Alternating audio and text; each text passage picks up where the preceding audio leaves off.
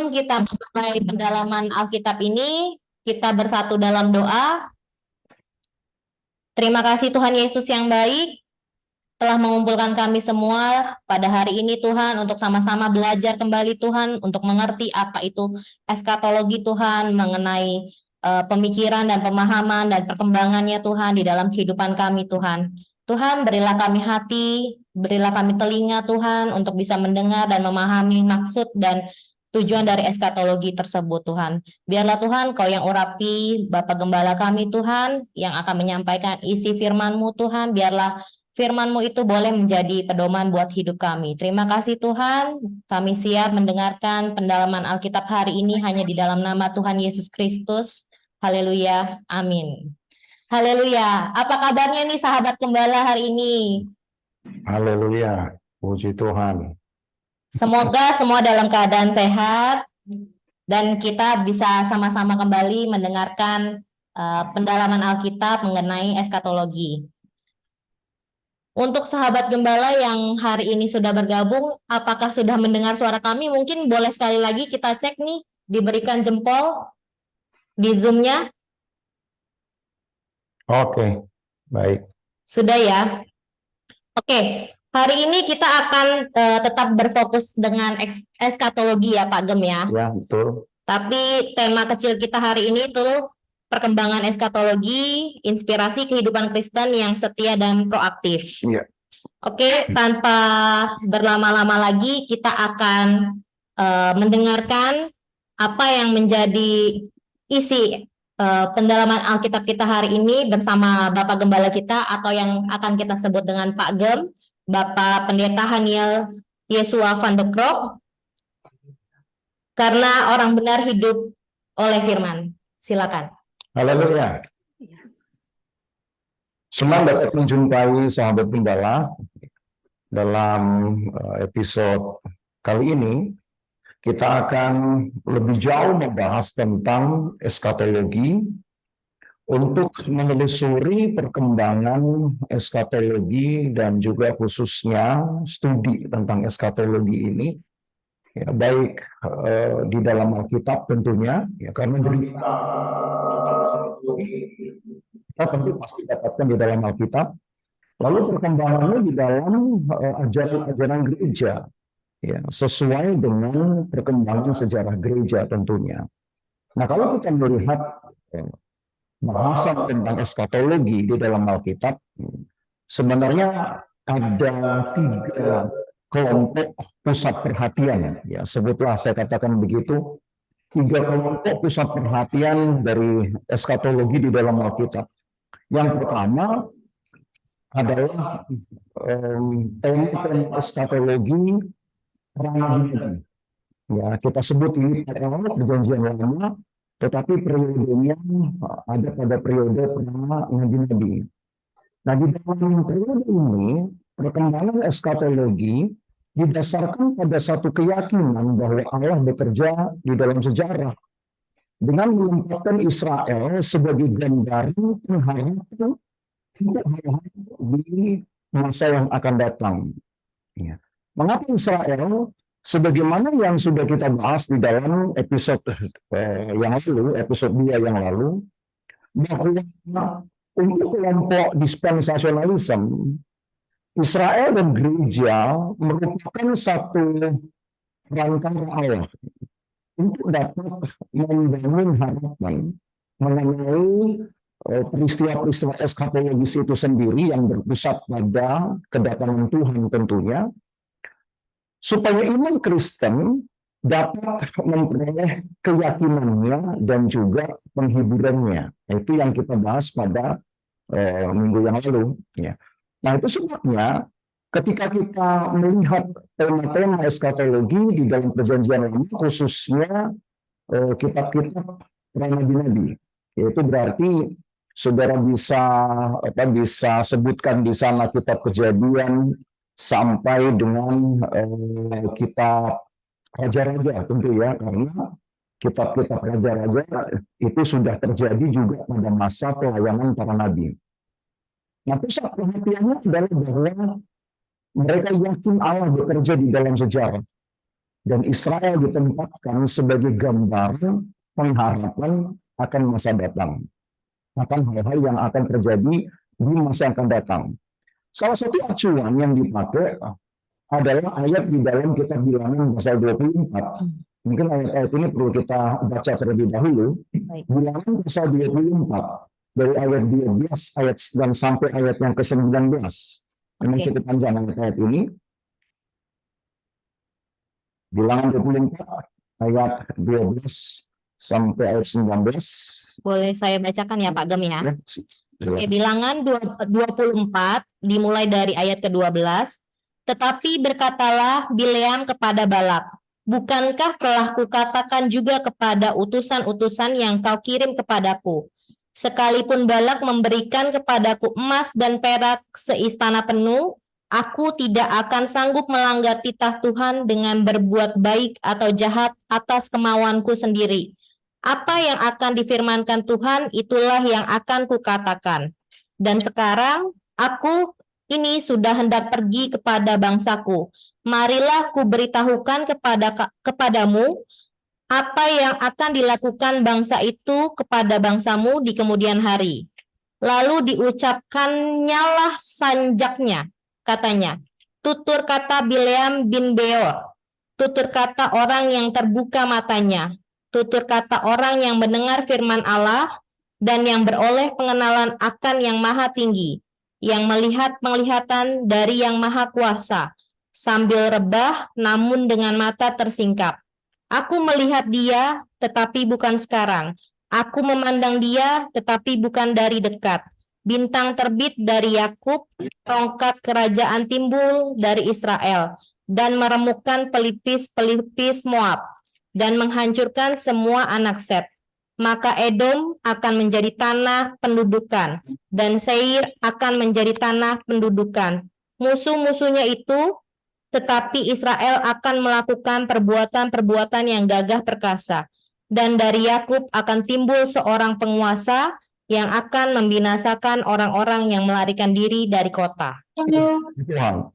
Nah, kalau sahabat gembala membaca ayat-ayat ini, maka kita harus tahu cerita lengkapnya bahwa Bileam ini dengan sangat terjepit ya, harus mengucapkan kata-kata nubuat yang sifatnya mengutuki orang Israel oleh karena tekanan dari Raja Moab yang namanya Balak. Tetapi karena Allah tidak mengizinkan orang Israel mengalami kutukan ya atau mendapatkan ucapan-ucapan kutukan dari seorang nabinya yang namanya Bileam. Maka Allah membuat begitu rupa agar Bileam memang tidak dapat mengucapkan kalimat lain kecuali hanya kata-kata berkat. Tapi kata-kata berkat yang diucapkan oleh Bileam ini, kalau sahabat gembala perhatikan, bukan kata-kata berkat yang akan mereka terima pada hari itu sebenarnya. Walau bisa juga mungkin dirasakan oleh mereka, tapi sebenarnya jangkauan dari ucapan atau kata-kata berkat ini, nubuat ini, jangkauannya itu panjang sekali, ya. Dan itu yang kemudian diakui oleh orang-orang Israel itu sebagai jangkauan eskatologis, gitu. Karena apa? Kelepasan dari Balak, penguasa Moab itu mungkin sangat dirindukan oleh orang Israel pada masa itu. Tapi sebenarnya kalau nanti sahabat gembala menelusuri pemisahan Alkitab ini dari kitab ke kitab dalam seluruh perjanjian lama, nanti sahabat gembala akan dapati satu fakta bahwa orang Israel ini sepertinya tidak pernah betul-betul lepas secara total dari para musuh-musuhnya, gitu. Dan itu sebabnya mereka bangun satu pengharapan di mana mereka akan mendapatkan kelepasan, mendapatkan kebebasan. Dan di ayat terakhir yang sudah dibaca ayat 19, setidaknya itulah yang digarisbawahi oleh orang-orang Israel ini, yaitu bahwa dari Yakub akan timbul seorang penguasa yang akan membinasakan orang-orang yang melarikan diri dari kota. Nah, siapa yang disebut dengan seorang penguasa dari Yakub? Ya. Kalau mau ditelusuri, tentu akan sangat panjang. Tetapi kita pada akhirnya akan mengenal tokoh-tokoh yang mempunyai riwayat yang mengagumkan ya di dalam membela bangsanya dan di dalam mengusir musuh-musuh Israel di dalam perjanjian lama.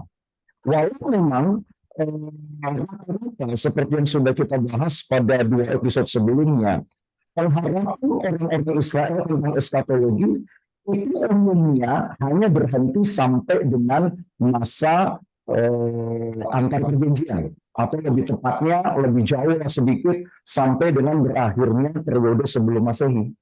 Tapi setidaknya, saudara, yang digarisbawahi di dalam perkembangan tentang eskatologi di dalam perjanjian lama, khususnya dari kelompok kitab-kitab nabi-nabi, adalah keyakinan bahwa Allah bekerja di dalam sejarah, itu saja.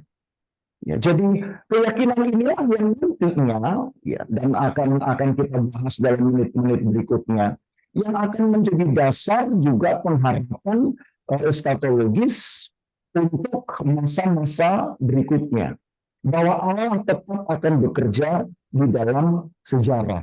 Ya. Bukan hanya sejarah Israel tentunya, tapi di dalam sejarah dari peradaban manusia yang nanti secara khusus akan menunjuk kepada kelompok orang-orang beriman. Ya, baik itu juga orang Israel kalau mereka percaya kepada Tuhan, maupun juga orang-orang Israel. Ya, dalam hal ini adalah saudara dan saya. Ya, nah itu yang pertama. Yang kedua, kemudian adalah kelompok dari kitab para nabi. Nah, di dalam periode ini bisa saya katakan perkembangan ke arah yang radikal, atau artinya perkembangan ke arah yang lebih mendasar tentang tema eskatologi itu sendiri mulai didapatkan, mulai ditelusuri. Ya, disinilah kemudian di dalam dunia belajar mulai ada satu kajian tentang historis teologis dari eskatologi itu sendiri. Artinya, kalau Allah memang bekerja di dalam sejarah, maka otomatis bangsa pilihan Tuhan ini, Israel, turut juga menjadi teladan atau menjadi bukti dari karya Allah itu sendiri di dalam mereka. Lepas dari apakah bangsa ini juga masih perlu dibenahi, apakah bangsa ini juga masih bermasalah dengan keyakinan terhadap Tuhan Yesus sendiri, ya itu prosesnya. Tapi yang jelas, saudara, bahwa dari kita nabi-nabi ada semacam keyakinan yang semakin kuat bahwa tidak hanya bekerja di dalam sejarah, tetapi Allah juga bekerja di dalam sejarah Israel, gitu, ya. Sehingga kita akan dapati ada tiga tema penting di dalam bagian ini. Yang pertama adalah Allah akan tetap berkarya meskipun situasi dunia atau situasi dari perhimpunan umat Tuhan ini makin lama akan makin sulit. Kalau dalam konteks Israel sendiri, tentu kita sudah banyak tahu, sudah banyak mendengar cerita, dan bahkan sampai hari ini rasanya bangsa ini silih berganti selalu mengalami kesusahan demi kesusahan. Kita tidak perlu melihat hal yang sekarang. Sebenarnya dalam perjanjian lama, hal seperti itu mungkin pada akhirnya sudah menjadi biasa. Saudara, bayangkan, sahabat pembawa, bayangkan ketika mereka keluar dari Mesir, yaitu mereka sudah sebetulnya mereka sudah merasa bebas dari satu kekuatan negara adikuasa pada waktu itu. Itu kan Mesir negara adikuasa. Ya. Tetapi berapa lama mereka sebutlah mengalami masa tenang, yaitu paling hanya 40 tahun. 40 tahun itu karena ada periode pengembaraan mereka di padang gurun. Tapi mereka masuk tanah Kanaan, mereka harus berperang lagi dengan bangsa-bangsa asli, bangsa penduduk-penduduk yang sudah menghuni lama, dan perang itu makan waktu sampai 5 dan bahkan 6 tahun. Lalu kemudian di dalam kitab Hakim-Hakim sendiri, sahabat gembala bisa menghitung paling sedikit ada 7 bangsa yang selalu merecoki Israel ini dalam kurun waktu paling sedikit 350 tahun. Sampai zaman Samuel. Jadi bangsa ini memang makin susah hidupnya, gitu. Lalu setelah zaman Samuel, muncul zaman raja-raja, Saul, Daud, lalu Salomo, dan kemudian raja-raja lain. Bahkan Israel masuk sudah di dalam sistem pemerintahan baru yang dikenal dengan sistem pemerintahan monarki. Itu justru lebih banyak lagi musuh-musuh Israel menyerang dibanding di zaman Nabi Makin. Lagi-lagi orang Israel hidupnya tetap sulit dan semakin sulit. Masuk ke masa pembuangan. Mereka terjajah lagi oleh satu bangsa yang kuat untuk 70 tahun lamanya. Dan hidup mereka sudah sangat di sana di dalam catatan kita. Ya, ada banyak ayat-ayat di kitab Mazmur juga diangkat tentang keadaan yang menderita sekali dari bangsa ini. Lalu Tuhan izinkan mereka pulang kembali ke Yerusalem. Apakah ada mereka begitu? Ternyata tidak juga. Keadaan sebelum mereka terdiam, sebelum mereka dibilang ke Babel. Jadi artinya orang Israel sendiri memahami bahwa memang kondisi mereka tidak pernah jauh kamu udah pulang belum? sulit, ya. Bapak itu di depan bahwa di jembatan ada orang ngasih getuk. bekerja. Itu mamanya Raka orang belakang. Kalau Kamu keluar ya? Iya, sono itu pintu gerbang. maaf, Pak Gembala, mungkin ada yang suaranya bocor ini bisa Depan sono yang dekat jembatan, yang biasa buat lewat motor. Sahabat Gembala yang ada di link Zoom ini, Itu kamu ya, ada orang ngasih getuk. sedikit Ya udah. di-mute. Aku nggak ada suaranya, tak mendingan dengerin ini. Boleh tolong di-mute mungkin mic-nya Ibu Kristi. Buat admin tolong, buat yang admin tolong partisipan di mute. Ya, ya. Berarti kamu punya itu keluar dulu dari sini ya, tak? Apa maju sedikit? oke. Keluar motor. Ke kiri ya? Iya, baru nanti. Jika sudah kita akan lanjut lagi. Sudah ya? Oke, mungkin bisa lanjut Pak Gem. Baik.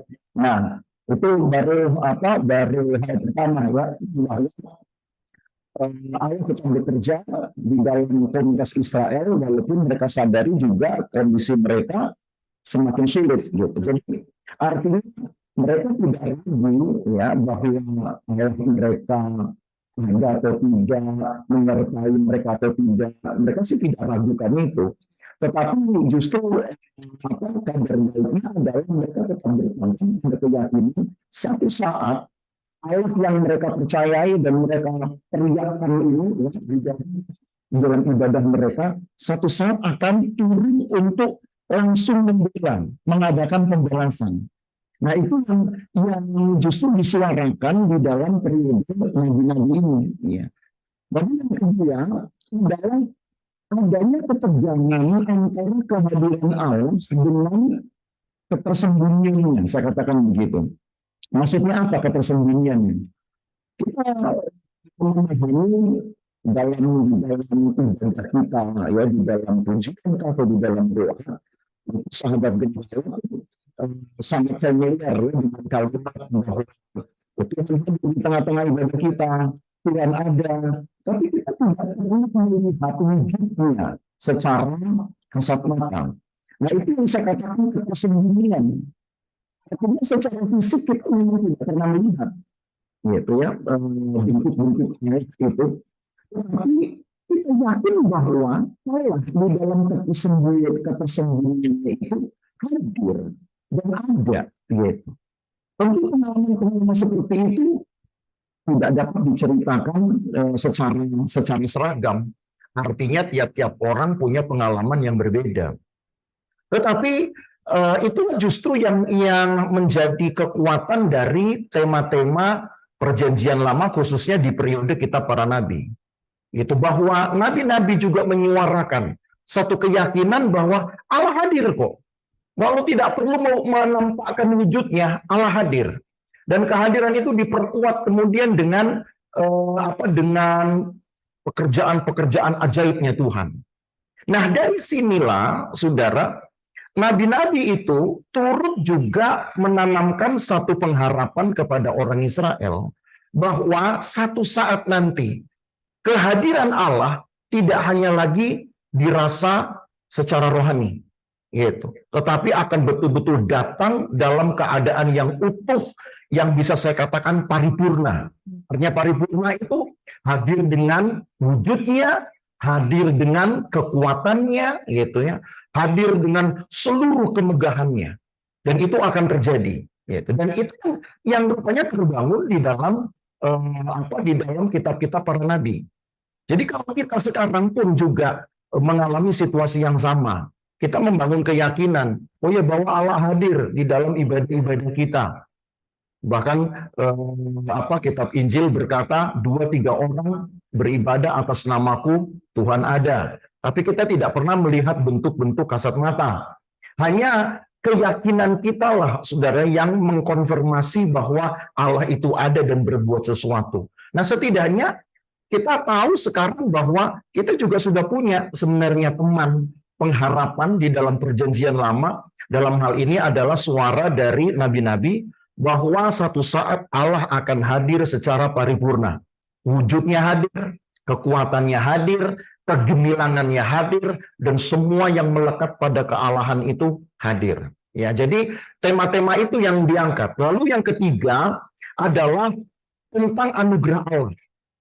Jadi eskatologi ini syarat juga dengan tema tentang anugerah Allah. Justru dalam waktu penantian, menunggu kehadiran Allah yang utuh dan paripurna itu, dan juga menunggu sampai penderitaan dari umat Tuhan itu diakhiri, ya, seperti tadi orang Israel hidup semakin sulit. Ya, sebenarnya bukan orang Israel, kita juga sulit ini sebenarnya. Tapi pengharapan eskatologis berkata bahwa masa ini akan diakhiri. Nah, sambil menunggu wujud-wujud kehadiran Allah secara paripurna, ditambah juga dengan dengan karya Allah itu ya, yang pembelaan Allah terhadap penderitaan bagi orang-orang beriman, maka ada anugerah Allah di situ yang dilepaskan, yang memungkinkan orang-orang beriman dapat menertibkan hidupnya sebagai satu upaya untuk layak di hadapan Tuhan.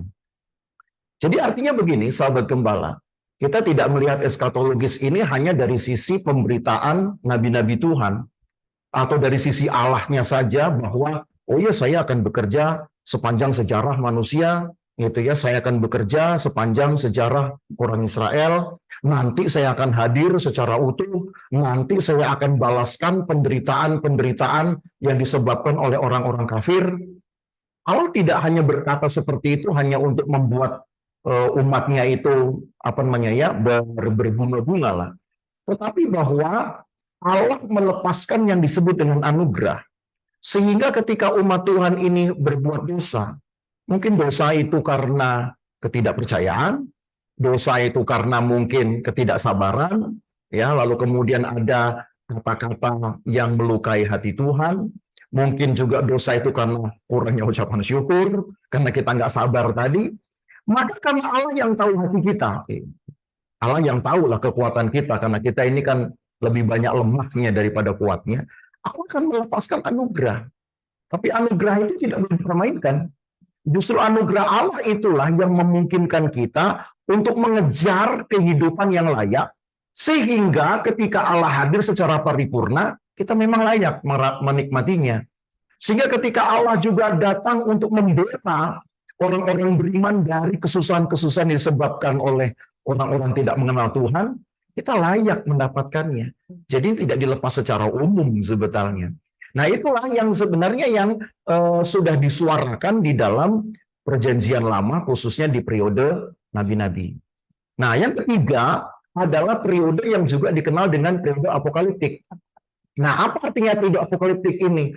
Ini periode nabi-nabi juga, tetapi di era setelah orang Israel kembali dari pembuangan. Tadi kan sudah saya jelaskan bahwa nabi-nabi ini melayani di Israel sebelum mereka dibuang Tuhan ke Babel.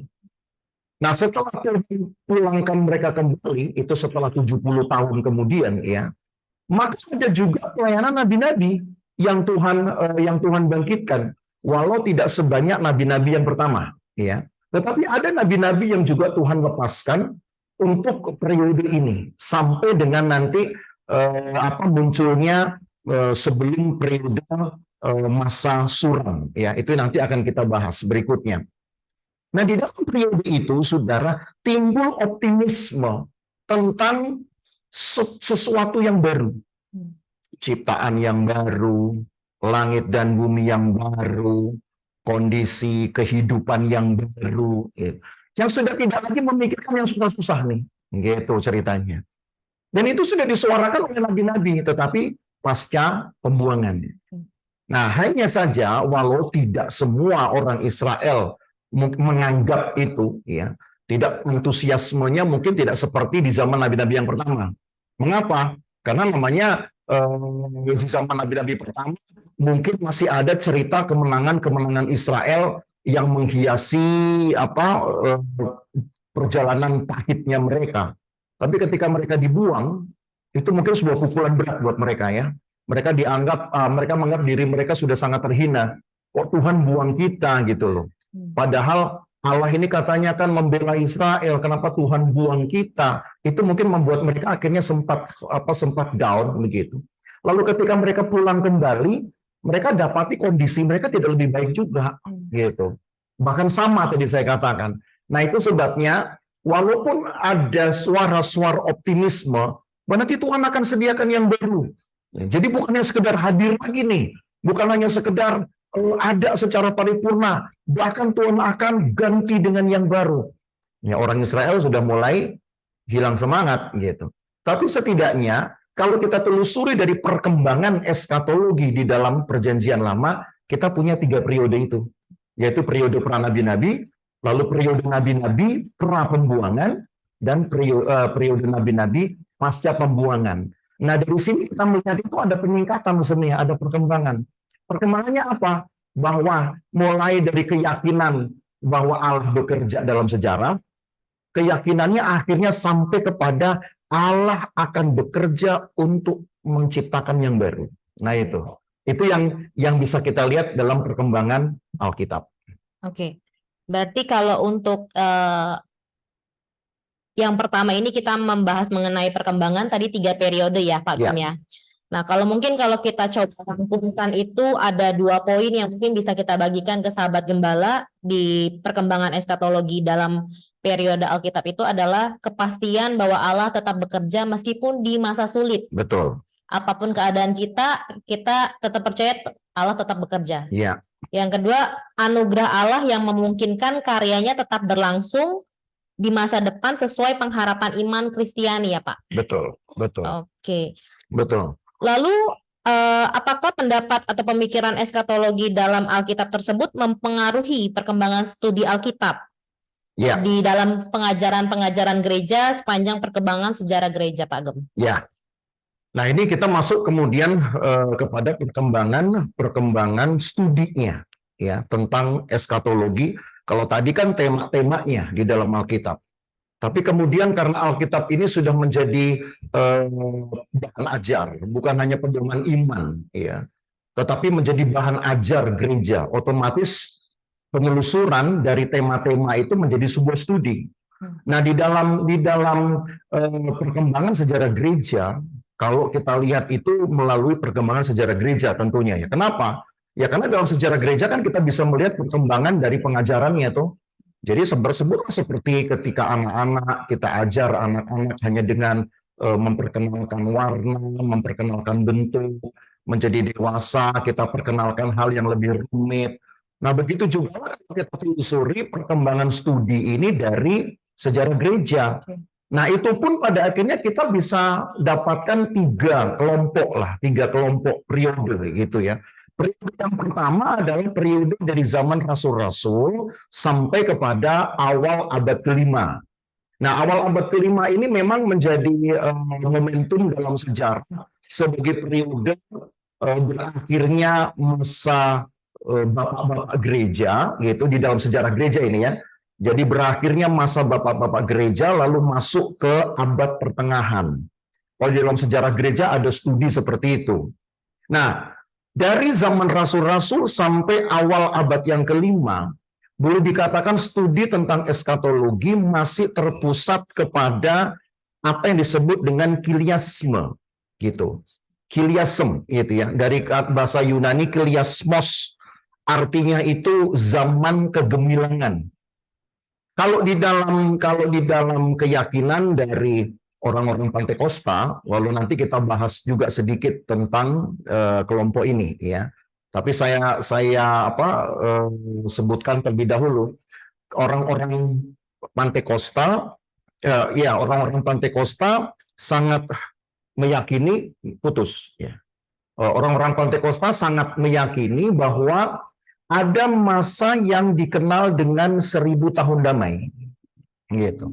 Nah, 1000 tahun damai inilah sebenarnya yang diyakini di dalam studi di periode pertama, zaman rasul-rasul sampai abad kelima, dengan kata kiliasmos itu, kiliasm itu. Ya, artinya eskatologi ternyata yang dipikirkan itu hanyalah periode ini saja. Mereka tidak mau pusing dengan kiamatnya, mereka nggak mau pusing dengan kedatangan Tuhan itu di atas awan-awan itu kita ngapain gitu. Mereka nggak pedulikan itu. Yang justru mereka pedulikan adalah di zaman kegemilangan itu apa yang terjadi dan siapa yang memang ada di sana. Gitu. Jadi studi inilah sebenarnya yang menjadi perhatian besar pada periode ini. Karena ada ayat-ayat yang seperti di Matius 25 ya. Walaupun kita tidak perlu baca, tapi dalam Matius 25 di dalam gambaran tentang gadis yang bijaksana dan gadis yang tidak bijaksana, begitu ya, gadis yang bodoh lah menurut Alkitab. Ada 5 kan itu, 5 yang bijak dan 5 yang tidak bijak. Maka gadis-gadis yang bijaksana ini yang kemudian memperoleh kelayakan untuk masuk di dalam kemeriahan dari pesta mempelai laki-laki. Nah, tema-tema inilah yang kemudian menjadi pusat perhatian studi eskatologi pada periode 5 abad pertama ini ya, dari zaman rasul-rasul sampai awal abad yang kelima. Bahwa ternyata eskatologi itu berbicara tentang sebuah era kegemilangan di mana yang ada hanya kesenangan saja, tidak ada kesusahan. Karena kan mengalir juga dari tema-tema Alkitab tadi di dalam Perjanjian Lama. Yakin bahwa Allah bekerja di dalam sejarah, termasuk ketika sejarah itu sendiri seolah gitu ya menggiring umat Tuhan masuk di dalam penderitaan. Tetapi karena ada tema-tema bahwa nanti umat Tuhan akan mengalami masa-masa kegemilangan sehingga tidak ada lagi kekuatan-kekuatan yang menyusahinya. Nah, mereka taruh harapan di situ. Tapi sebenarnya secara studi ya, secara literatur boleh saya katakan, tema-tema tentang eskatologi belum terlampau banyak digubris pada periode ini. Nah, masuk kepada periode kedua, itu berarti kita hitung dari awal abad kelima tentunya, sampai pada masa reformasi. Nah, disinilah kemudian pusat perhatian eskatologi pada akhirnya dikumpulkan atau dipetakan di dalam 5 tema utama eskatologi yang kita bahas dari episode 1, yaitu tentang kebangkitan orang mati, kedatangan Tuhan, gitu kan. Lalu kemudian tentang kerajaan Allah, tentang surga dan neraka, gitu. Nah, pusat perhatiannya adalah studi terhadap tulisan-tulisan Rasul Paulus. Karena Rasul Paulus lah yang boleh dikatakan banyak membuka pembahasan mengenai kedatangan Tuhan ini, gitu. Jadi kelima tema ini akhirnya menjadi pusat perhatian, walaupun bukan berarti tema kiliasmos tadi itu dihilangkan, tetap itu menjadi sebutlah benang paling ujung lah gitu ya di dalam pembahasan eskatologi. Tapi pada akhirnya di dalam periode gereja abad pertengahan, ini kita sebut dengan gereja abad pertengahan, mulai awal abad 5 sampai zaman ya reformasi. Mereka memusatkan perhatian pada itu kedatangan Tuhan, lalu kemudian nanti kehidupan sesudah kematian seperti apa, dan betulkah memang ada kebangkitan orang mati? Karena pemikirannya, kalau memang ada zaman kegemilangan, berarti sebelum zaman itu harus ada dong orang-orang yang dipilih untuk masuk ke sana, gitu ya. Harus ada kemudian semacam standar kelayakan yang yang memungkinkan seseorang untuk bisa mendapatkan sebuah kemeriahan atau kegemilangan. Nah, itu di dalam periode Awal. pertengahan ya, dari abad 5 sampai reformasi. Nah, mungkin yang paling berkembang sendiri, yang paling kaya dalam perkembangannya adalah periode ketiga. Dari periode reformasi sampai periode Pantekosta, saya katakan begitu. Ya, kenapa saya katakan Pantekosta? Karena memang gerakan ini yang sebutlah yang paling terakhir ya, dari semua gerakan-gerakan spiritualisme, juga merupakan gerakan-gerakan studi ini, akademik.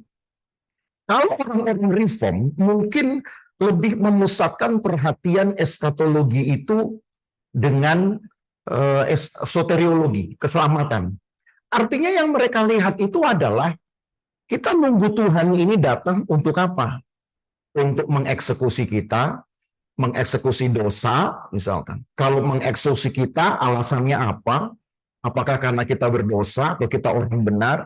Nah, kalau eksekusinya terhadap dosa, mengapa tidak dari dulu? Kan gitu ya. Dan kalau betul-betul eksekusi dosa itu diadakan, maka dosa seperti apa yang tidak bisa diampuni sehingga orang yang berdosa harus tereksekusi? Nah, kira-kira itu corak perhatiannya. Ya. Kalau saudara lihat di dalam gambar peta zaman, ya, di dalam gambar ini peta zamannya sebenarnya yang punya kan memang hanya kalangan tertentu saja ya. Nah, di busur 1 sampai busur 4 itu sebenarnya yang tadi kita sudah bahas tentang tema-tema eskatologi ya, sepanjang perjanjian lama. Tempat dari kitab nabi-nabi itu sahabat gembala bisa lihat dimulai dari busur yang ketiga. Itulah sebenarnya era dari nabi-nabi itu ada di sana. Lalu kemudian sampai ke yang pra nabi-nabi berarti busur 1 dan busur 2 ya. Busur 1 dan busur 2 itu berarti pra nabi-nabi. Masuk ke busur yang ketiga itulah era nabi-nabi gitu. Nah, di pertengahan busur yang keempat ya. Jadi artinya setelah separuh milenium ini, baru itu ada tema yang tadi kita sebut apokaliptik tadi. Ya, jadi nabi-nabi tetapi setelah pembuangan ya. Jadi periode eskatologi atau pemahaman eskatologi, tema-tema eskatologi dalam perjanjian lama, dalam Alkitab itu terpusat pada 4 busur pertama. Tetapi kalau kita kemudian melihat perkembangan di dalam ajaran gereja, maka mau tidak mau kita juga akan melihat perkembangannya dalam perjanjian baru.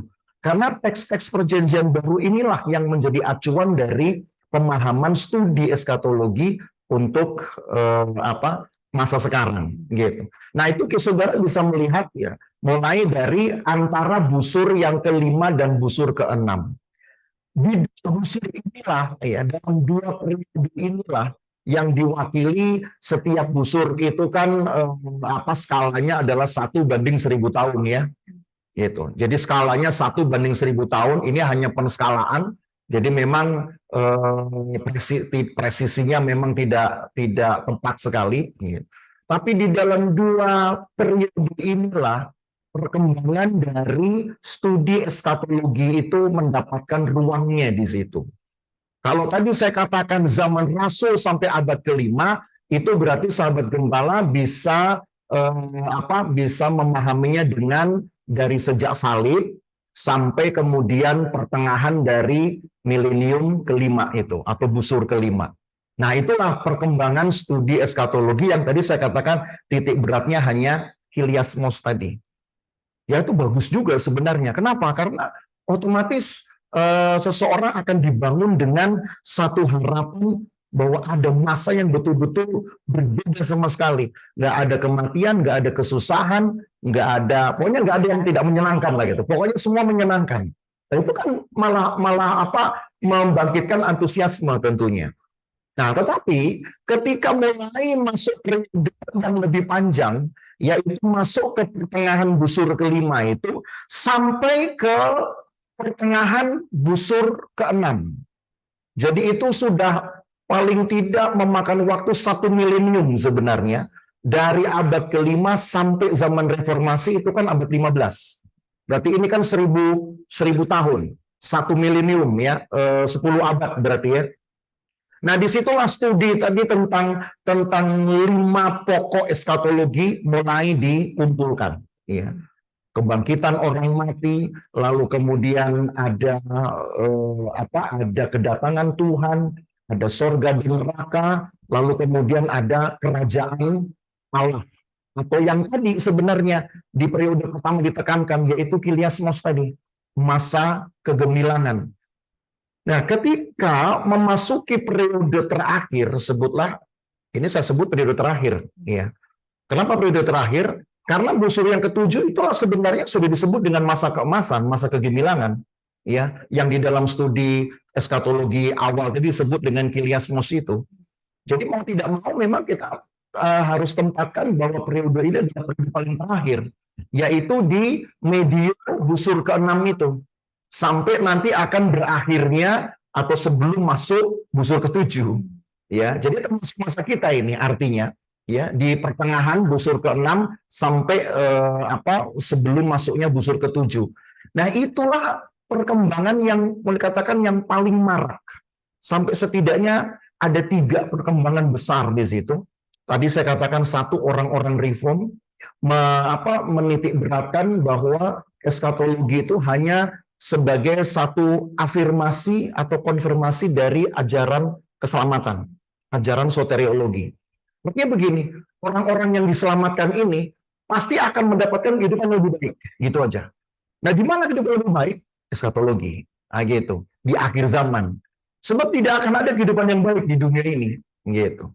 Jadi mati di tempat ini itu bukan segalanya, karena akan ada kehidupan di dunia yang akan datang. Nah, itu untuk kelompok reform. Nah, sementara orang-orang liberal justru tidak menyetujuinya. Mereka menolak ajaran ini, ya. Menolak ajaran ini karena mereka pikir tidak ada semacam kondisi moral begitu yang dapat dipertahankan. Justru yang ada adalah kondisi immoralnya. Kalau saya katakan kondisi immoral itu artinya yang berhubungan dengan dunia yang batiniah maksudnya ya. Jadi immoral ini bukan tidak bermoral loh ya, tapi immoralnya artinya yang berhubungan dengan dunia batiniah. Jadi buat orang-orang liberal sebenarnya eskatologi itu dianggap hanya semacam satu kemampuan jiwa untuk dapat bertahan setelah kematian. Itu aja. Ya, satu sisi mungkin ini menyumbangkan juga pemikiran gitu. Kalau mati kira-kira jiwa kita kemana gitu. Kalau mati kira-kira jiwa kita itu mendapatkan ketenangan atau penasaran gitu ya. Kan ada orang bilang jangan sampai mati penasaran. Mau seperti apa mati penasaran itu? Kita pun jadi penasaran gitu loh. Untuk tahu mati penasaran aja kita penasaran gitu kan. Tetapi satu sisi ya ini tentu ada plus minus ya. Tapi bukan berarti saya langsung menyatakan kesepakatan atau kesepahaman dengan teori ini, tidak. Tapi yang jelas bahwa kelompok liberal ini memang lebih menekankan segi imoralitasnya. Jadi untuk apa jiwa ini dipertahankan? Faktanya akan tua kok. Itu akan rusak, mau dilicinin, ditarik kayak gimana pun tetap akan keriput gitu kan. Jadi yang lebih baik dipertahankan apa? Jiwa. Nah, buat kita kan ini juga jadi satu warning gitu. Berarti yang kita pertahankan yang sifatnya akan lebih lama jangkauannya. Apa itu? Jiwa kita, rohani kita. Nah, perkembangannya itu yang meninggalkan kontribusi tentunya. Nah, baru yang tidak kalah penting tentu adalah orang-orang Pantekosta dong. Karena kita bicara memang dari kalangan Pantekosta gitu ya. Nah, orang-orang Pantekosta memiliki kekhasan di mana? Kekhasannya itu adalah bahwa eskatologi itu entah dia mau bicara kiliasmos tadi, hal-hal di masa kegemilangan, atau mau bicara tentang 5 pokok tadi, kedatangan Tuhan, kebangkitan orang mati.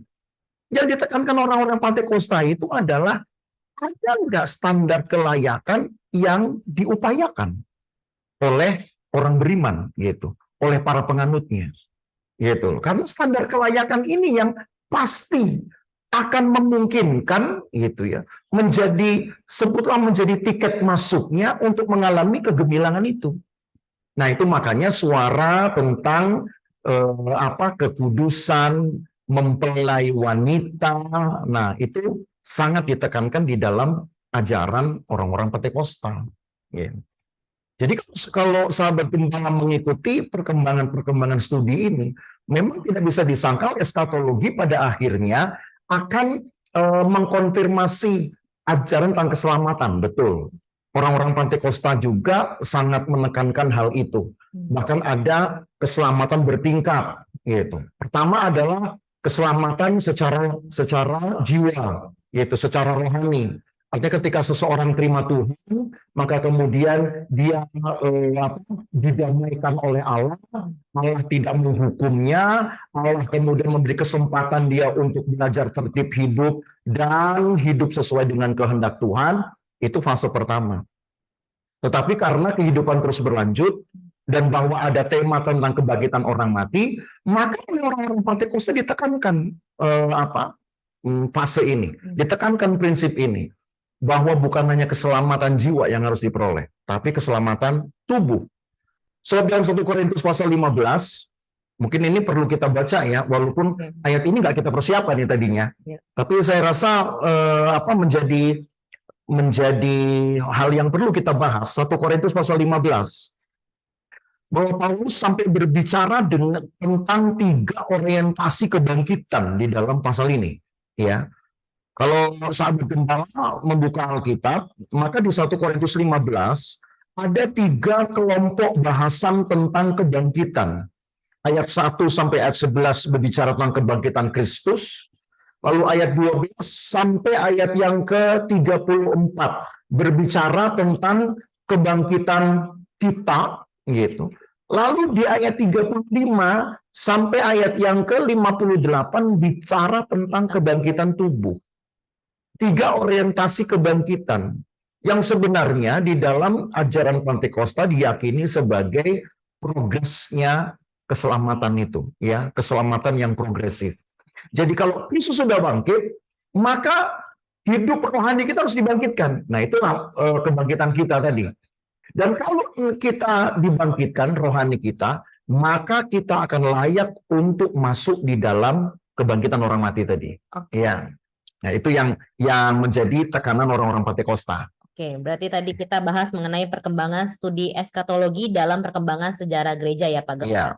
Oke, berarti ada perkembangan eskatologi dalam Alkitab itu melahirkan perkembangan eskatologi sebagai pusat penyusunan doktrin atau ajaran gereja ya, Pak Gembala. Ya, betul. Yang kedua itu perkembangan studi eskatologi dalam sejarah gereja menekankan kehidupan pasca kematian. Ya.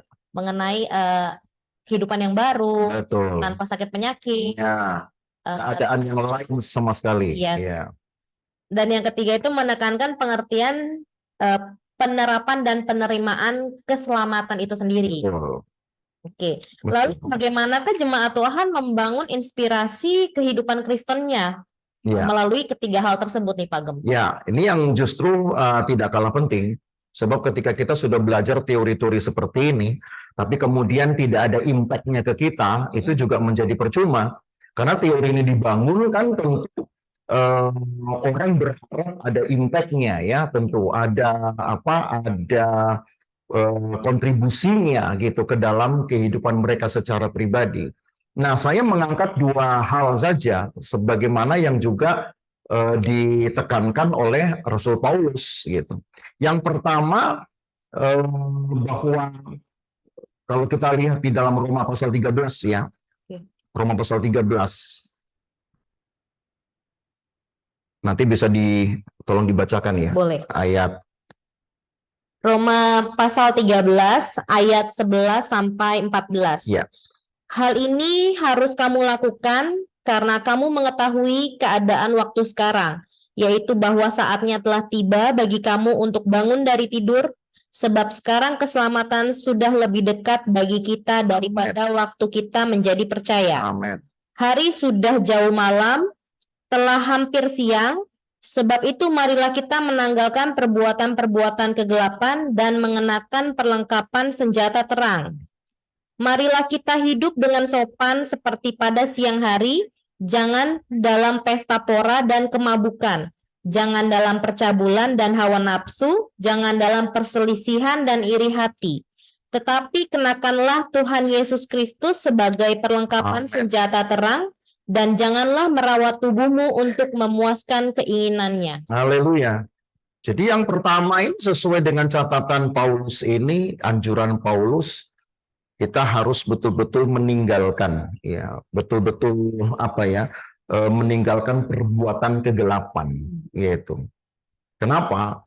Mungkin saja kita sebagai orang beriman merasa bahwa sudah bisa menjaga diri dengan perilaku yang ketat, yang baik. Sebutlah kita bisa mendaftarkan dosa-dosa yang masuk di dalam kategori dosa yang berat, kita tidak lakukan. Saya tidak korupsi misalkan, saya tidak membunuh orang, saya tidak makan riba misalnya gitu. Tapi ternyata dari mulut kita, dari hati kita bahkan, yang tidak dapat terdeteksi oleh orang lain, datang penyangkalan gitu. Penyangkalan itu mungkin awalnya karena ketidaksabaran gitu. Karena kayak tadi, kembali kepada teori-teori yang tadi, hidup kok sulit, lalu kemudian makin lama makin sulit, gitu. Sudah hidup tetap sulit, makin banyak berkorban tetap juga sulit. Nah itu kan akhirnya jadi mempersulit ya kita punya pemikiran yang bijak gitu loh, untuk menentukan apakah kita harus mengenakan senjata terang atau ya kita hidup semau kita. Tapi ayat-ayat ini kan dengan jelas ya, untuk ayat 13 sebenarnya yang ditekankan, marilah kita hidup dengan sopan seperti pada siang hari, jangan dalam pesta pora dan kemabukan, jangan dalam percabulan, hawa nafsu, semua yang memang rata-rata datang oleh karena keinginan kita yang ingin kita penuhi gitu. Termasuk ya karena mungkin ketidaksabaran itu. Sementara kita mungkin sudah berhitung banyak, kita sudah melakukan segalanya untuk Tuhan, lalu Tuhan kok lama sekali belum datang, apalagi busur ke-6 sudah lewat dari tahun 2000, ya. Tapi sahabat gembala ingat bahwa tadi saya sudah katakan ini hanya skala, ya. Karena di dalam Alkitab pun ditekankan kata sama seperti, satu hari sama seperti, bukan sama dengan. Kalau sama dengan itu kan matematik, tapi karena sama seperti maka ini skala. Dan kalau skala itu kan otomatis margin errornya ya, bisa tinggi, bisa rendah, kita tidak ada yang tahu ya, kecuali kehendak Tuhan. Tapi bangunlah juga satu keyakinan tadi bahwa Allah kan bekerja di dalam sejarah, termasuk ketika umat Tuhan mengalami kesulitan. Tapi suatu saat Allah akan datang untuk membela dan kemudian mengalahkan orang-orang jahat, sambil juga mewujudkan diri pada kedatangan yang paripurna tadi, kehadiran yang paripurna. Nah, menuju ke sana, kan tadi kita juga sudah belajar, ada anugerah Allah yang memungkinkan orang beriman untuk hidup layak. Nah, disinilah sebenarnya tema dari Paulus ini. Tanggalkan semua semua keinginan untuk melakukan apa yang kita anggap benar. Yang kita anggap benar belum tentu itu Tuhan benar. Tapi bagaimana kita tahu hal yang kita buat benar? Ya kita mesti banyak rajin baca Alkitab dan tahu betul apa yang memang Allah tuntut pada kita, ya. Dan itu secara panjang lebar kita akan bahas itu nanti di dalam ajaran-ajaran perkembangan eskatologi, khususnya di dalam kelompok Pantekosta. Ya, kenapa? Ya karena memang kita datang pada kelompok ini, gitu, ada di dalam kelompok ini. Dari situ nanti sahabat gembala bisa mengetahui kekhasannya dan apa yang dituntut di situ. Jadi tanggalkanlah semua perbuatan-perbuatan kegelapan. Bukan hanya dari tangan yang mendatangkan kegelapan, pikiran yang gelap, hati yang gelap, itu harus ditanggalkan semuanya. Itu pertama. Oke. Yang kedua, kita juga harus dapat memahami dan terus memahami hakikat dari ibadah itu sendiri. Ya, ini memang punya bahasan yang sebenarnya cukup panjang ya. Tetapi hal-hal yang nanti akan berkembang menjadi satu pembahasan lain akan kita simpan tentu untuk episode berikutnya. Tapi saya akan bergerak dulu dari kitab 1 Timotius. Timotius. 1 Timotius, nanti Saudari Devi bisa membacakannya lagi ya. 1 Timotius pasal yang ketiga, Ayat. ayat yang ke-16 ya. Oke. 1 Timotius 3 ayat yang ke-16. Dan sesungguhnya agunglah rahasia ibadah kita. Dia yang telah menyatakan dirinya dalam rupa manusia, dibenarkan dalam roh, yang menampakkan dirinya kepada malaikat-malaikat, diberitakan di antara bangsa-bangsa yang tidak mengenal Allah, yang dipercayai di dalam dunia, diangkat dalam kemuliaan. Iya, agungnya rahasia ibadah. Mungkin selama ini yang sahabat gembala tahu ibadah hanya lebih kepada liturgi, prosesi, dan kemudian upacara-upacara keagamaan.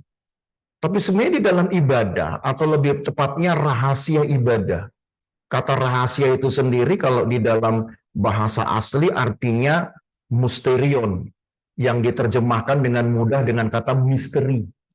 Bukan misterius sebenarnya ya, misteri. Jadi ibadah kita ini punya misteri.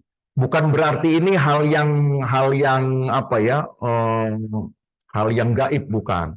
Tapi misteri di sini ada hal yang ternyata lebih dari sekedar perilaku ibadah itu sendiri atau liturgi-liturginya. Itu cakupannya ada 3 loh di sini. Yang pertama, bahwa di dalam ibadah itu sebenarnya ada penyataan tentang Allah itu sendiri. Karena ayat ini berkata, dia yang telah menyatakan dirinya dalam rupa manusia, dibenarkan dalam roh. Kita beribadah kepada siapa? Kepada Tuhan. Tapi selalu paling banyak yang menjadi pusat pemberitaan adalah Kristus. Kan gitu. Tapi hal Kristus datang, hadir di dalam ibadah, nah itu ada atau tidak? Kita identifikasi berapa banyak. Tadi di dalam teori perjanjian lama kan kita sudah bahas, ada keyakinan bahwa Allah itu hadir walaupun tidak kasat mata.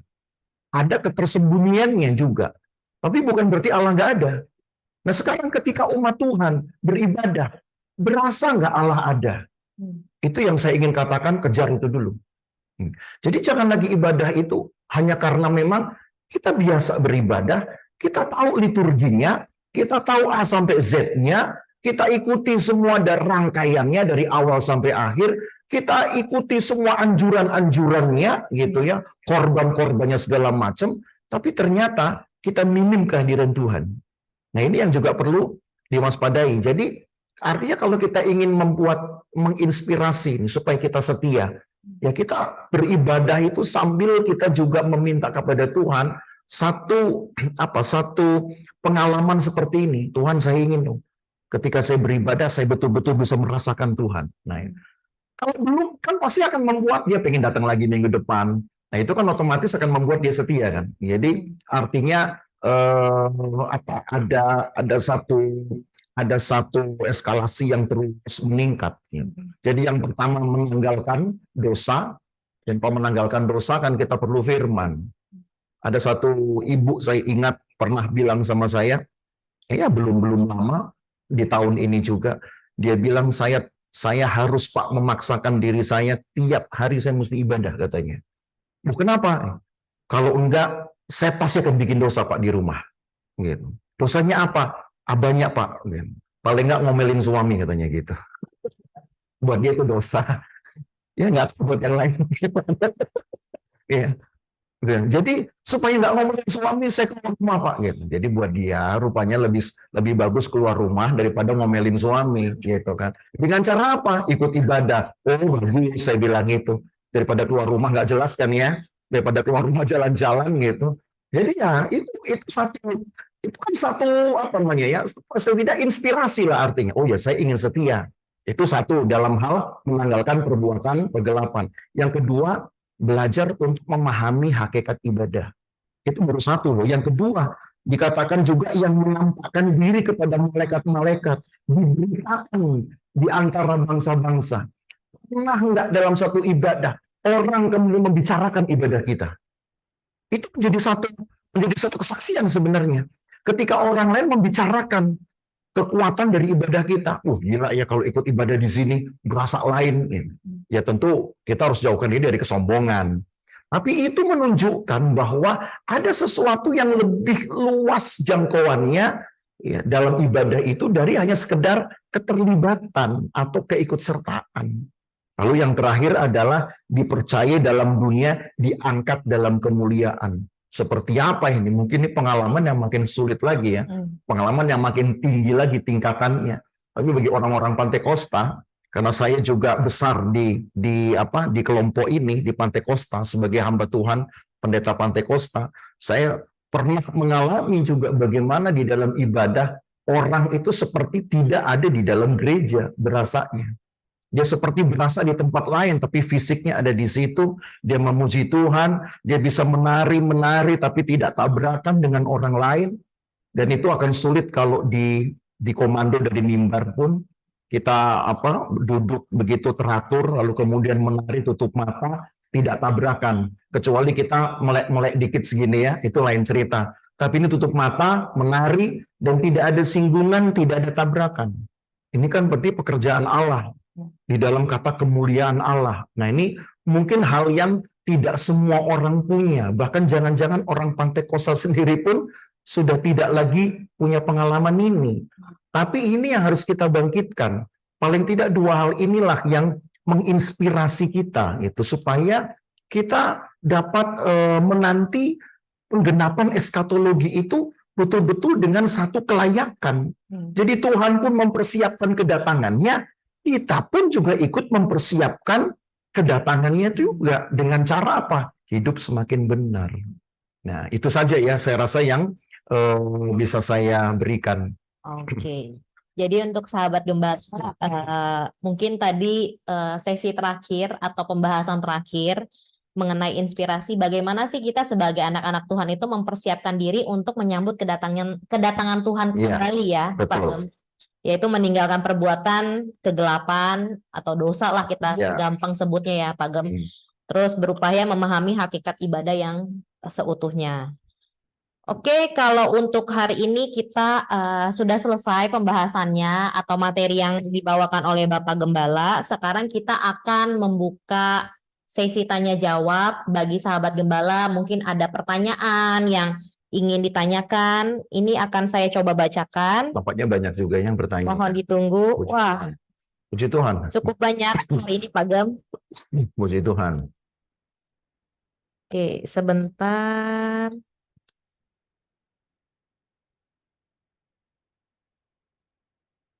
Oke, ini ada pertanyaan Pak Gem dari Bapak Tommy. Ada yang bertanya, kerajaan 1000 tahun damai itu ada di mana? Di bumi atau di mana Pak Gem? Oh ya, baik. Kerajaan 1000 tahun, sebagaimana juga yang dibahas di dalam perjanjian lama, seperti tadi yang sudah kita ikuti ya. Dan yang juga kemudian dikumpulkan di dalam perkembangan studi dalam sejarah gereja, itu diyakini masih ada di bumi. Ya. Jadi bumi akan dibaharui terlebih dahulu. Nah, gambarnya memang belum saya sertakan, karena memang hari ini gambar yang saya siapkan itu hanya periodisasi dulu. Tapi nanti episode minggu depan akan saya tambahkan dengan gambar-gambar yang lebih menjelaskan tentang cakupan eskatologi itu sendiri ya, yang 5 hal itu, karena memang kita akan lebih fokus kepada 5 cakupan itu. Nah, kerajaan 1000 tahun atau yang juga tadi dalam bahasan perkembangan gereja mula-mula dikenal dengan kata kiliasmos tadi, itu terjadinya di bumi, masih ada di bumi. Jadi Tuhan akan memulihkan dulu bumi setelah antikristus selesai berkuasa, lalu bumi yang sudah dipulihkan itu yang akan menjadi tempat dari berjalannya pemerintahan damai ini atau pemerintahan atau periode kegemilangan tadi ya, Kiliasmos tadi. Jadi masih di bumi. Masih di Gitu. bumi. Oke, Bapak Tommy, apakah sudah terjawab? Lanjut, ini ada pertanyaan Pak Gem dari Bapak Samuel Liputra. Selamat malam Pak Gem, mau tanya, kenapa pada masa teori Kiliasmos, kenapa tidak berkembang dalam proses orang beriman? Apakah ini menjadi dasar dari dogma atau doktrin saudara kita di Protestan? Dan begitu sebaliknya. Dan bagaimana dengan kita Pantekosta, jika kita Sorry. memegang eskatologi ini, maka kita berbicara dogma tentang standar hidup dalam keselamatan progresif. Terima kasih. Iya, kalau mengenai pemahaman Kiliasme ini, justru yang memang dibangkitkan oleh suara rasul-rasul itu sebenarnya belumlah formulasi dari pengajaran Paulus. Ada satu, ini agak dalam sebenarnya ya pembahasannya, pertanyaannya ini cukup dalam nih sebenarnya. Tapi nggak apa-apa, ini kan karena juga namanya pendalaman Alkitab ya, kita mesti tahu segi-segi yang sebutlah yang akademis. Gitu. Jadi pada masa gereja mula-mula itu sebenarnya ada satu sebutlah pedoman pengajaran yang dikenal dengan Dodike.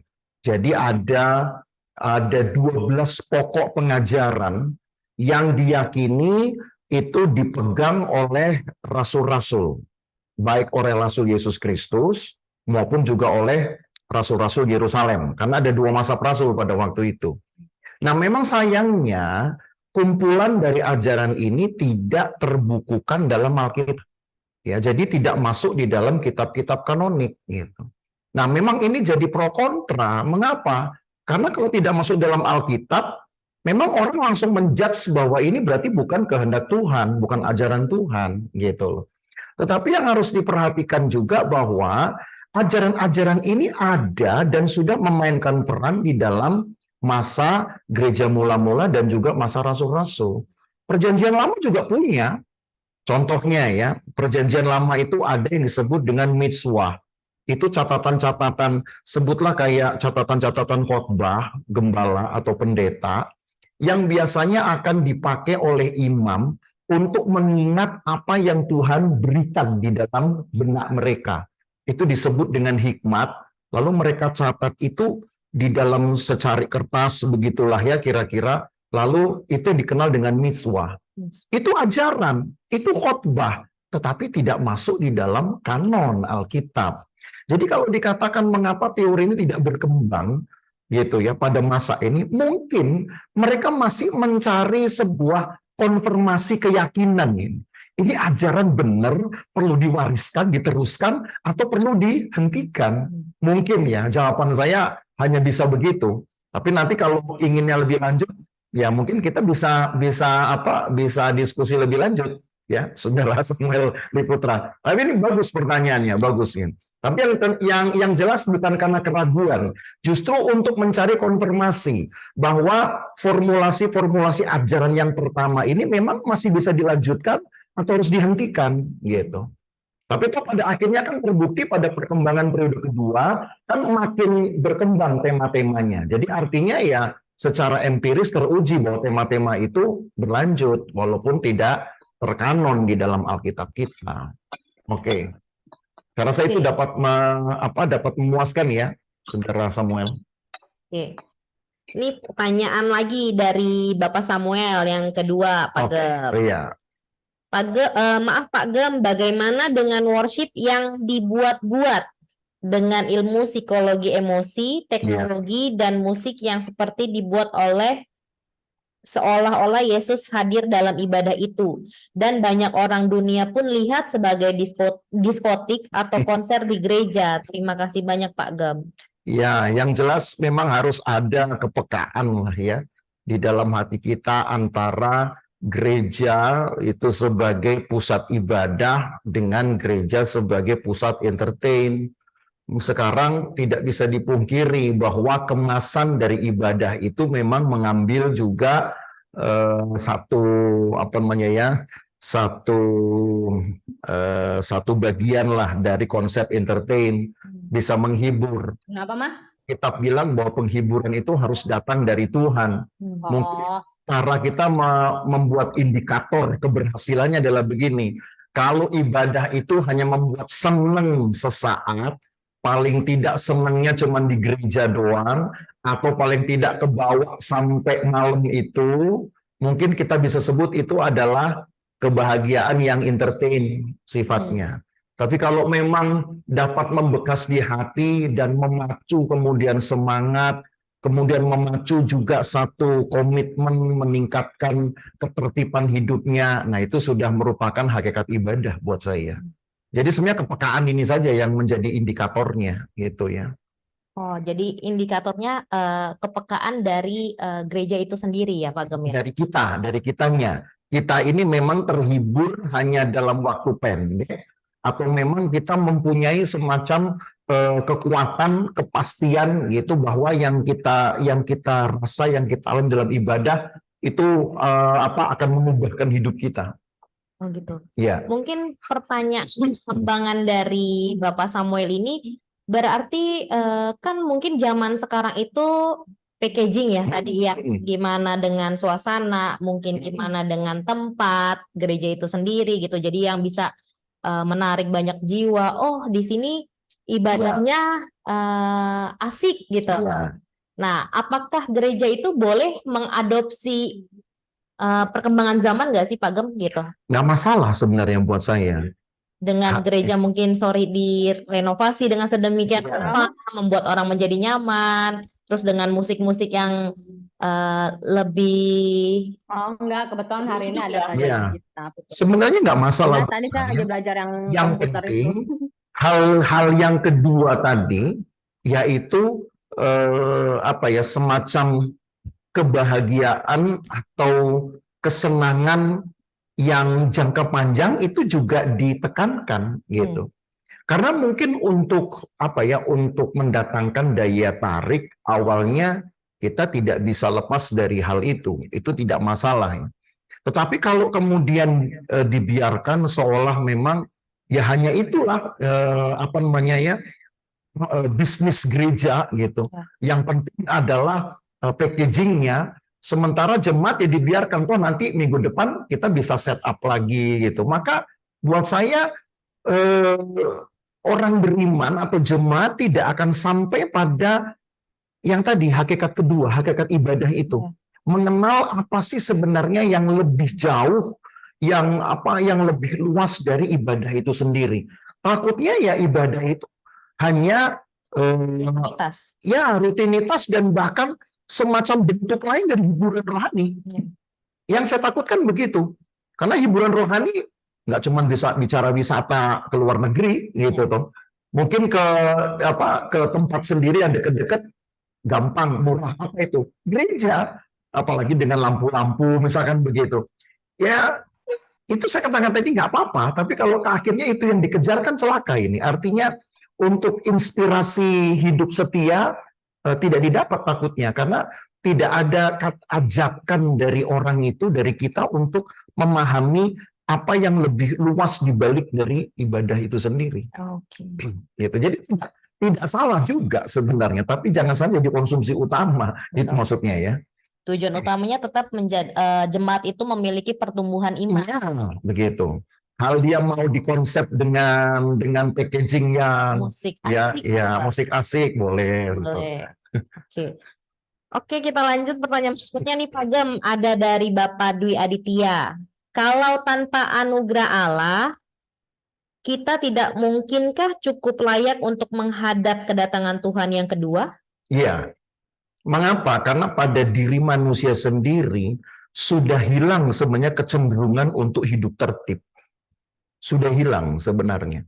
Ketika dosa masuk, maka sebenarnya sebagaimana yang diyakini oleh oleh kelompok lain, ya tadi sudah disinggung ada kelompok lain itu yang berkata bahwa manusia setelah jatuh dalam dosa itu mengalami kerusakan total memang. Jadi tidak ada yang baik. Kalau sampai manusia bisa mengenal yang baik, maka ada semacam infiltrasi yang datang dari atas tentang apa itu baik, gitu. Maka mereka percaya betul, karena ini ajaran dari sebutlah dari apa namanya ya, dari pelopor gerakan ini ya, gerakan reformis yang mengajarkan bahwa kalau Allah tidak datang lebih dulu kepada manusia untuk memberitahukan yang baik, maka manusia tidak akan tahu yang baik betul-betul baik seperti apa. Jadi harus ada anugerah Allah. Kalau nggak bisa, gitu. Oke ya. Berarti perlu sekali anugerahnya Tuhan Iya, ya. perlu sekali. Perlu sekali. Lalu pertanyaan kedua dari Pak Dwi Aditya lagi nih Pak Gem. Penyingkiran orang percaya dalam 3,5 tahun antikris, apakah itu tempat yang sama dengan pemerintahan 1000 tahun damai? Oh tidak. Penyingkiran itu berlangsung hanya 42 bulan. Sorry. Alkitab katakan hanya 1260 hari. Ya, 42 bulan, 3,5 tahun. Itu masa penyingkiran. Sementara yang disebut dengan 1000 tahun damai itu berlangsung ya paling sedikit ya 1000 tahun, ya 1 milenium. Jadi tentu beda sekali ya, beda tempat dan juga beda periodisasinya juga gitu. Ya nanti akan dijelaskan di episode berikut, ya akan dijelaskan di episode berikut. Nanti gambarnya akan makin banyak, saudara. Jadi untuk Pak Dwi mohon bersabar ya, tetap setia mengikuti serial PA kita. Tandanya mau setia. Tandanya ya. Jangan skip 1 episode pun. Oke, pertanyaan berikutnya ini dari Ibu Lani. Bu Lani punya 2 pertanyaan nih Pak Gem yang nyambung. Luar biasa. Oke, yang pertama, pada zaman 1000 tahun damai setelah melewati masa antikristus ya. Jadi ini pertanyaannya 1000 tahun damai itu setelah antikris selesai atau seperti apa nih Pak Gem? Setelah antikristus selesai. Setelah antikristus selesai. Jadi harus, kan tadi sudah saya katakan juga, harus dulu dipulihkan. Nah antikristus kan sudah membawa kerusakan gitu ya. Nanti untuk antikristusnya sendiri juga akan kita bahas kok itu ya dalam episode berikutnya sudah kita atur begitu rupa. Dan karena kerusakan yang ditimbulkan itu sudah kerusakan terhadap seluruh aspek kehidupan atau pendukung kehidupan, Allah pulihkan dulu. Itu jadi memang harus dulu selesai antikris. Kalau enggak berarti kan 1000 tahun damai masih terancam rusak lagi kalau enggak. Betul. Nah gitu. Ya, jadi menunggu selesainya antikris baru masuk 1000 tahun damai. Oke, lanjut pertanyaan keduanya adalah yang saya tahu pada zaman antikristus itu sangat sulit untuk kita anak-anak Tuhan melewati itu karena iman akan diuji. Pertanyaan saya, apakah nanti yang akan masuk ke tahun 1000 tahun damai itu hanya yang bisa melewati masa antikristus? Oh tidak. Ada kelompok gereja sempurna yang akan dihindarkan dari masa antikristus. Jadi sebenarnya orientasi eskatologi tidak perlu kepada antikristusnya. Itu makanya ada 5 tadi ya, 5 cakupan eskatologi itu kan sebenarnya tidak ada bahasan antikristus di sana. Yang ada hanyalah kehidupan sesudah kematian, lalu kemudian kebangkitan orang mati, lalu yang ketiga surga dan neraka, lalu ada kerajaan 1000 tahun, lalu ada kedatangan Tuhan. Hanya 5.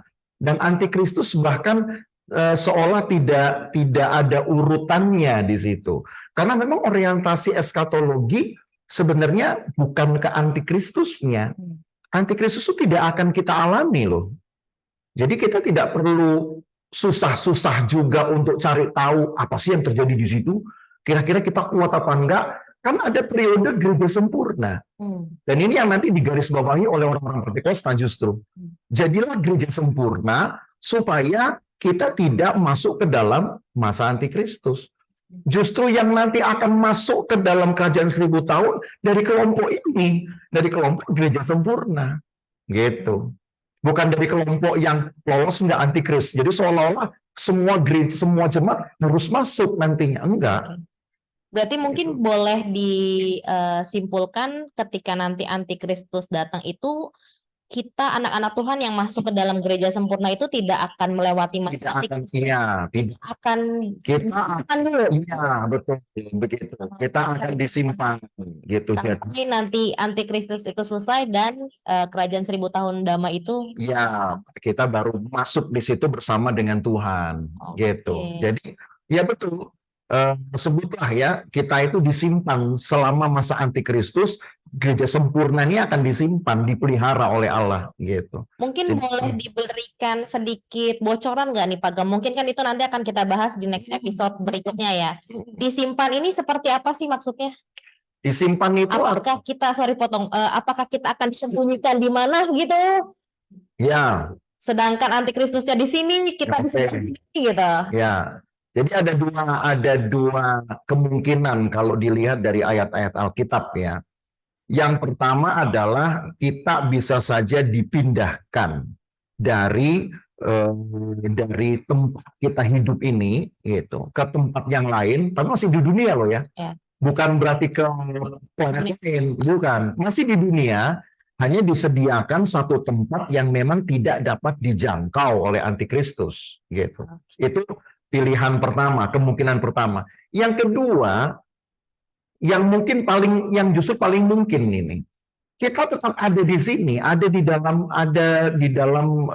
di dunia kita, di lingkungan kita dapat beraktivitas seperti biasa.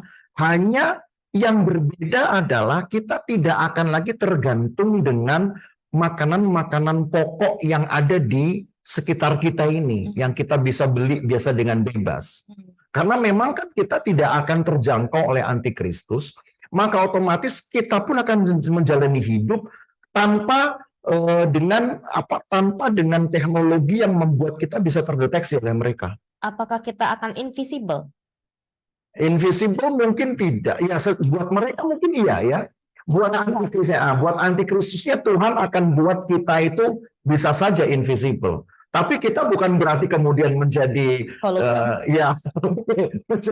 menjadi holoman atau bukan ya.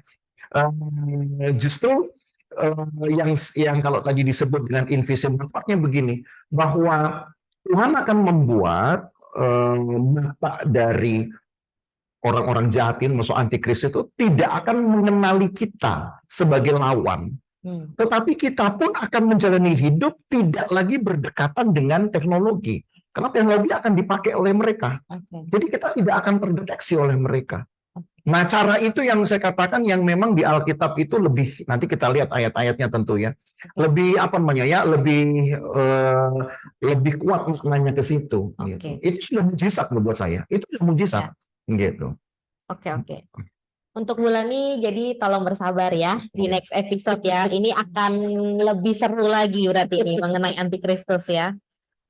Oh, ini ada pertanyaan sambungan lagi Pak Gem dari Pak Dwi. Banyak ya. Iya, raptur samakah dengan penyingkiran? Ada pengajaran yang mengatakan 7 tahun, ada yang 3,5 tahun. Kita Pantekosta meyakini yang mana? Ya, kita jelas orang Pantekosta meyakini yang 3,5 tahun, ya, yang 42 bulan, sejalan dengan masa antikristus tadi. Jadi kalau antikristusnya berjalan 1260 hari, berarti masa yang invisible tadi, kita pakailah istilah itu ya, juga berarti berjalan sepanjang periode itu. Nah, ya otomatis penyingkiran tidak sama dengan rapture. Karena rapture itu hanya 75 hari kalau di dalam Alkitab. Nah, bagaimana datangnya 75 hari? Ya saksikanlah episode berikutnya, gitu kan. Saksikan episode berikutnya Pak Dwi. Tunggulah episode berikutnya, gitu.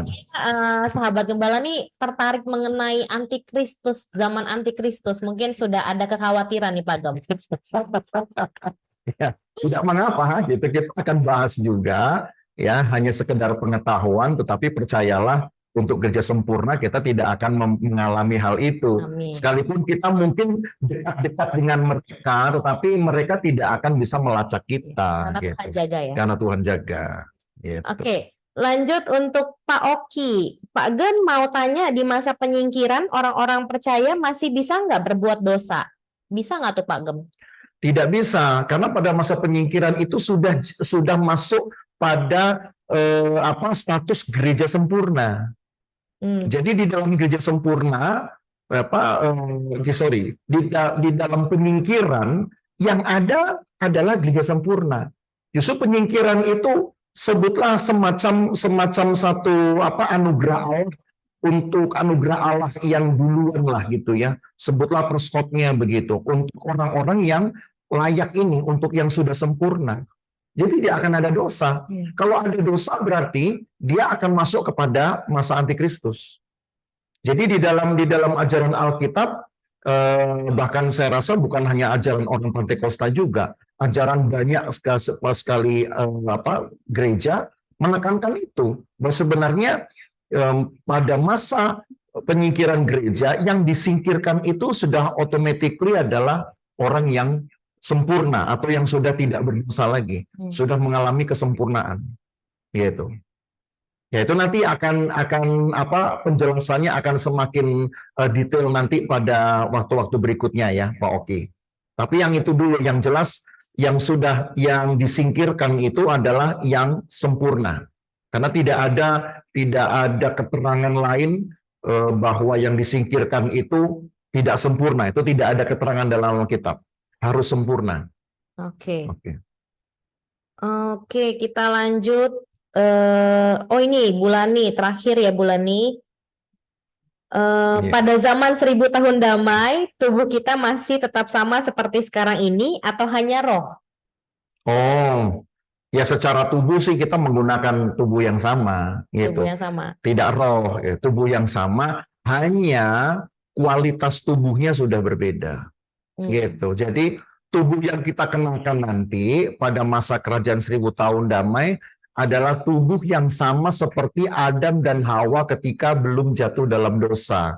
Kira-kira begitu saya bisa katakan. Ya, jadi Alkitab memang tidak banyak memberi keterangan, tetapi setidaknya gambaran kita adalah kita bertubuh, kan Adam dan Hawa bertubuh kan, gitu. Tetapi mereka belum jatuh dalam dosa kala itu.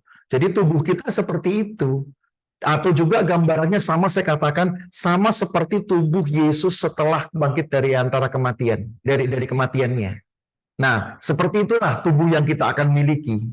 Jadi kita bukan roh. Kalau roh jadi gentayangan nanti, gitu ya. Jadi nggak napak, gitu kan. Kita akan tetap napak, makanya perlu bumi ini, gitu, supaya memang kita masih bisa menapak, gitu. Oke, ya semakin seru memang ya, tapi nanti pada kesempatan berikut kita akan bicara lebih rinci. Satu lagi nih Pak Gem. Silakan. Dari Ibu Lani lagi, berarti kita masih saling mengenal gitu satu sama lain atau tidak? Jelas, masih mengenal. Mungkin maksudnya tadi waktu pas kita invisible nih, masih saya mengenal Pak Gem tidak gitu? Invisible itu untuk pihak yang jahat, ke pihak yang tapi kepada sesama kita masih kenal dan bahkan visible gitu. Apakah sudah terjawab Ibu Lani? Ya. Mungkin untuk sahabat gembala yang lain, apakah masih ada pertanyaan? Oke, terima kasih. Terima kasih untuk semua sahabat gembala yang sudah berpartisipasi dalam sesi tanya jawab kita. Mungkin kita coba tunggu satu lagi kali ya. Apakah masih ada? Kalau memang sudah tidak ada, kita akan menutup serial pendalaman Alkitab kita hari ini.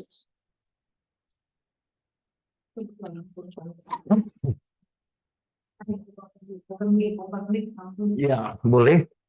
Mungkin ada mungkin kalau ada yang tidak mau dalam chat, mungkin mau bertanya secara langsung, boleh mengangkat tangan, raise hand, nanti admin kita akan unmute. Apakah ada sahabat gembala yang ingin bertanya langsung? Boleh di-unmute. Mohon tunggu sebentar.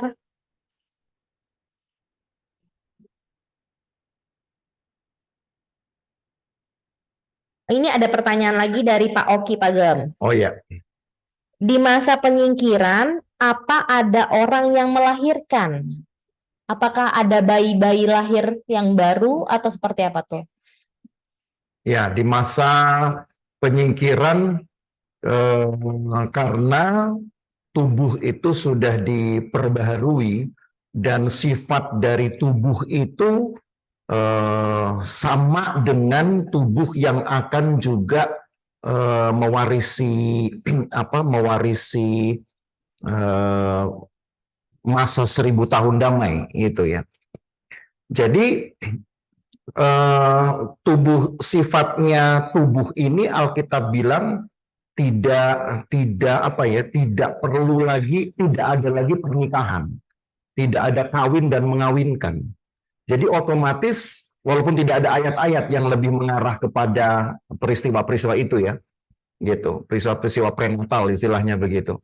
Tapi karena ada ayat-ayat atau indikasi-indikasi ayat yang lain bahwa memang tidak ada lagi pernikahan pada masa itu, pernikahan secara fisikal maksud saya ya.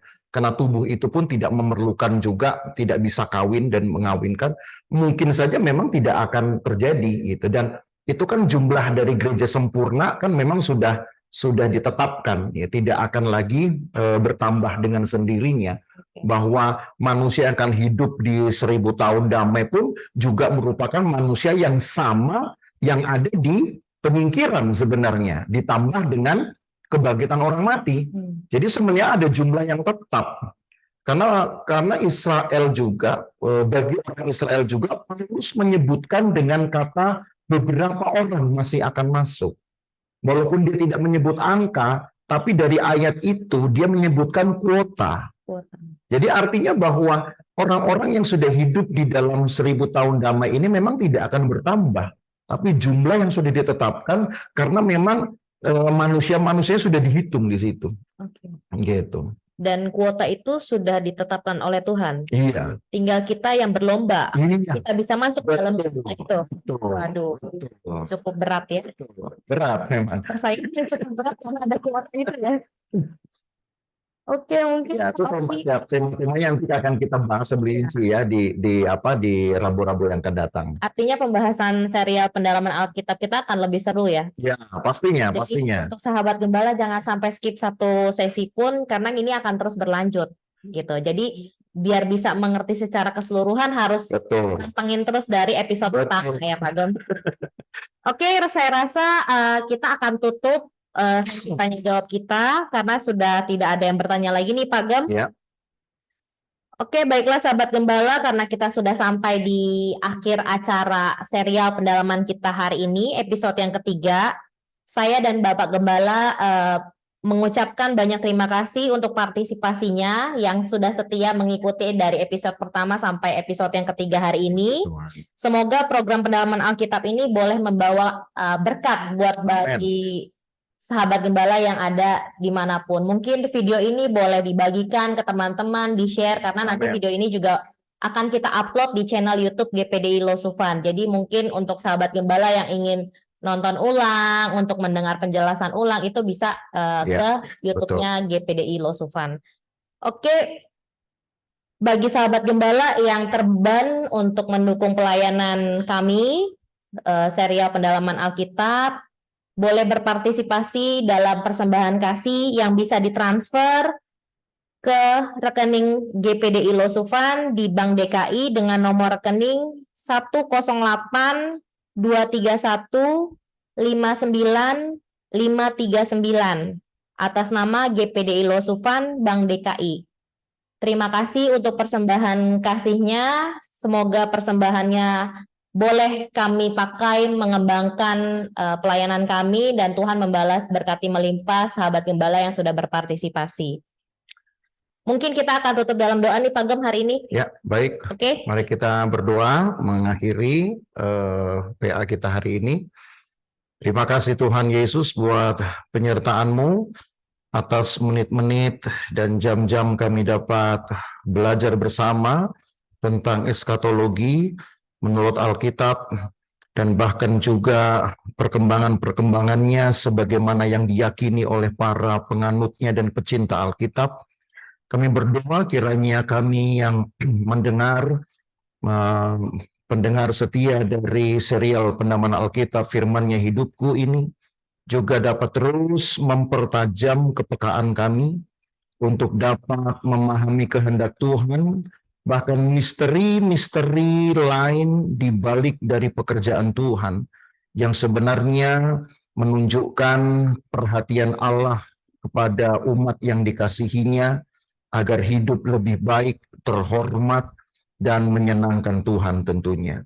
Berkat-Mu turun atas umat-Mu, sahabat gembala yang mengikuti PA hari ini, dan yang juga turut menyaksikan melalui channel YouTube GBDI Losufan. Tuhan berkati mereka di tempat mereka, dan jadikan mereka berkat untuk meneruskan pemahaman yang mereka dapat ini kepada orang-orang lain. Terima kasih Tuhan Yesus, kami akan berpisah satu sama lain. Tuhan berkati juga tim pendukung pendalaman Alkitab ini, supaya tetap bersemangat dan selalu memberikan yang terbaik bagi Tuhan dan juga bagi kami sesama orang-orang beriman. Kami berdoa memohon berkat Tuhan, terima berkat dari Allah Bapa, kasih sayang dalam persekutuan dengan anaknya Yesus Kristus, penyertaan Roh Kudus memelihara kita dari hari ini sampai selama-lamanya, dan berkat ini kita terima di dalam nama Tuhan Yesus Kristus, dan kita yang percaya berkata amin. Oke, terima kasih Bapak Haniel. Terima kasih untuk sahabat gembala. Sampai bertemu Rabu yang akan datang tanggal 6 Desember 2023 di jam yang sama, jam 7 malam. Tuhan Yesus memberkati.